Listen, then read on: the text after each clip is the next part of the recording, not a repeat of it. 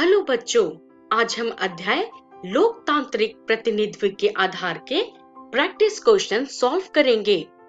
तो चलिए आगे बढ़ते हैं अपने पहले प्रश्न की ओर। हमारा पहला प्रश्न है, लोकतांत्रिक शासन व्यवस्था के महत्व पे चर्चा करें। तो बच्चों, इसका उत्तर है, लोकतांत्रिक शासन व्यवस्था में वर्ग भेद, लिंग भेद को खत्म कर राजनीतिक समानता लाने का प्रयास किया गया है।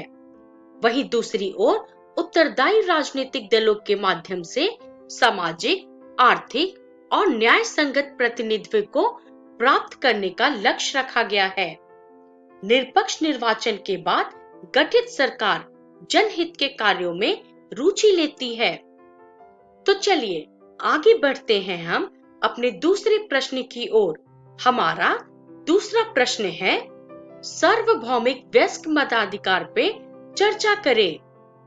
तो बच्चों, इसका उत्तर है कि लोकतंत्र के पक्षधर मानते हैं कि मत देने का अधिकार प्रत्येक नागरिक का एक नैसर्गिक अर्थात नेचुरल अधिकार है। भारत में मत देने का अधिकार उसी व्यक्ति का होता है जो भारत का नागरिक हो तथा 18 वर्ष या उससे ज्यादा की आयु का हो। इसके अलावा वह किसी कानून के अंतर्गत मताधिकार के लिए अयोग्य नहीं ठहराया गया हो। तो चलिए बच्चों, अब हम आगे बढ़ते हैं अपने तीसरे प्रश्न की ओर। बच्चों, हमारा तीसरा प्रश्न है, निर्वाचन आयोग के प्रमुख कार्य चुनाव क्षेत्रों का परिसीमन पर संक्षेप में चर्चा करें। तो इसका उत्तर है, परिसीमन से तात्पर्य है किसी राज्य में विधानसभा और लोकसभा चुनाव के लिए निर्वाचन क्षेत्र की सीमाओं का निर्धारण करना। चुनाव क्षेत्रों का परिसीमन करना निर्वाचन आयोग का एक प्रमुख कार्य है।